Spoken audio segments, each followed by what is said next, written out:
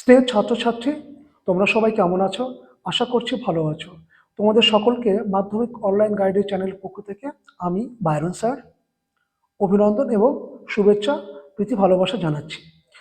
আজকে যে বিষয়টা আমি আলোচনা করব সেটা অত্যন্ত গুরুত্বপূর্ণ। কেন গুরুত্বপূর্ণ? তোমরা সকলেই সামনে মাধ্যমিক টেস্ট এবং মাধ্যমিক ফাইনাল পরীক্ষা দিতে যাচ্ছ। তো তোমাদের মধ্যে একটা ভয় কাজ করে যে ইতিহাসে কিভাবে লিখলে ভালো নম্বর পাওয়া যাবে, বা তোমরা এটা জানো যে ইতিহাসে ভালো লিখেও ভালো মার্কস পাওয়া যায় না, পাতার পর পাতা লিখেও ভালো মার্কস পাওয়া যায় না।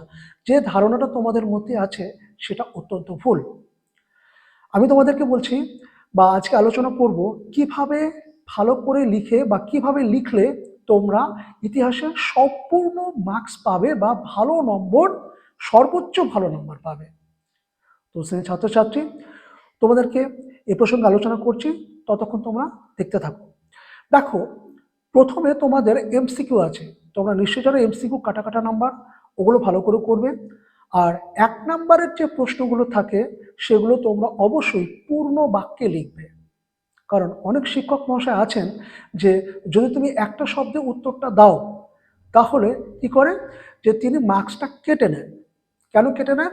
যে স্টুডেন্টস বা তোমরা পূর্ণ বাক্যে উত্তর লেখনি, এই অজুহাতে। তো স্নেহের ছাত্রছাত্রী, অবশ্যই তোমরা 1 নাম্বারের প্রশ্ন যেটা অর্থাৎ সংক্ষিপ্ত প্রশ্ন যেটা থাকবে সেটা কখনোই একটি শব্দে লিখবে না, সেটাকে কি করবে, একটি পূর্ণ বাক্যে উত্তরটা দেবে। আরেকটি যেটা বিষয় সেটা হলো 2 নাম্বারের প্রশ্ন যেগুলো থাকে, 2 নাম্বারের প্রশ্নগুলো বেশি লিখবে না, যতটুকু চাইবে। যেমন ধরো, কলকাতা বিশ্ববিদ্যালয় কবে প্রতিষ্ঠিত হয়? তাহলে কি লিখবে, যে 1857 খ্রিস্টাব্দে কলকাতায় কলকাতা বিশ্ববিদ্যালয় প্রতিষ্ঠিত হয়। এইটুকু লিখলেই তোমরা 2-এ 2 পেয়ে যাবে। কিন্তু কখনোই এটা লিখবে না 1857 খ্রিস্টাব্দে কলকাতায়, তাহলে কিন্তু ফুল মার্কস তোমরা পাবে না। এবারে আসি 4 নাম্বার বা 8 নাম্বারের ক্ষেত্রে।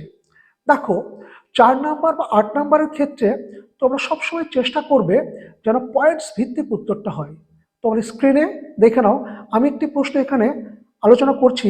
যেমন ইয়ং বেঙ্গল আন্দোলনে হেনরি লুই ভিভিয়ান ডিরোজের ভূমিকা ছিল অত্যন্ত গুরুত্বপূর্ণ। তার নেতৃত্বে ও চিন্তাধারার প্রভাবেই আন্দোলনটি গড়ে ওঠে। ডিরোজিওর প্রধান ভূমিকা ছিল। দেখো স্ক্রিনে যেটা দেখা যাচ্ছে সেটাকে দেখো। আমি 1 নাম্বারে কি পয়েন্টস দিয়েছি, যুক্তিবাদী ও প্রগতিশীল চিন্তাধারা প্রচার। দেখো ছোট্ট করে লেখা আছে, ডিরোজিও তরুণ ছাত্রদের যুক্তিবাদী চিন্তায় উদ্বুদ্ধ করেন এবং কুসংস্কারের বিরোধিতা করতে শেখান। দ্বিতীয় যে পয়েন্টটা আছে দেখো, মুক্ত চিন্তা ও স্বাধীন মতামত প্রকাশের অনুপ্রেরণা। তৃতীয় যে পয়েন্টটা আছে, ধর্মীয় গোড়ামির বিরোধিতা। তারপর 4 নম্বর কি আছে, পশ্চিমা শিক্ষার প্রভাব বিস্তার, সামাজিক সংস্কার প্রচেষ্টা। তারপর দেখো ওখানে স্ক্রিনে তোমরা দেখো যে এই আন্দোলন মূল বৈশিষ্ট্যগুলো কি ছিল। 1 নম্বর কি আছে, প্রগতিশীল ও যুক্তিবাদী চিন্তা। 2 নম্বর সামাজিক সংস্কার। 3 নম্বর ধর্মীয় গোড়ামির বিরোধিতা। 4 নম্বর পশ্চিমা শিক্ষার প্রভাব। আর 5 নম্বর তরুণ প্রজন্মের উন্মাদনা বা উদ্দীপনা।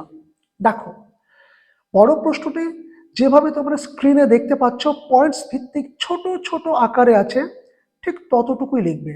আরও একটা কথা বলে দিই, 4 নম্বরের যদি কোনো প্রশ্ন লেখো তাহলে সেক্ষেত্রে অবশ্যই তোমরা একটা ভূমিকা দেবে, 3টে বিষয়বস্তু থাকবে আর একটা উপসংহার বা মূল্যায়ন। কি বললাম? 4 নম্বরের ক্ষেত্রে একটা ভূমিকা, 3টে পয়েন্টসের বিষয়বস্তু দেবে ছোট ছোট করে, আর একটা মূল্যায়ন বা উপসংহার দেবে। তাহলে তোমরা 4-এ সর্বোচ্চ 3.5 কিংবা 4ও পেতে পারো।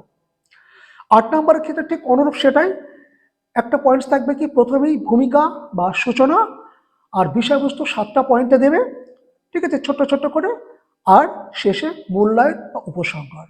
আমি স্ক্রিনে তোমাদেরকে যেভাবে দেখালাম সেইভাবে তোমরা যদি তোমাদের প্রস্তুতিটা নিতে পারো তো অবশ্যই তোমরা ইতিহাসে সর্বোচ্চ ভালো নম্বর পাবে, এ সম্পর্কে কোনোরূপ কোনো সন্দেহ নেই। তো স্নেহের ছাত্রছাত্রীরা, আজকে এইটুকুই আলোচনা ছিল, আলোচনাটা করলাম। তোমরা অবশ্যই আমি যেটা বললাম সেটাকে ফলো করবে, দেখবে অবশ্যই তোমরা ভালো মার্কস পাবে, ইতিহাসে সর্বোচ্চ ভালো মার্কস পাবে। তো আজকে এইটুকুই বা এই পর্যন্তই। তোমরা ভালো থেকো, সুস্থ থেকো। ধন্যবাদ।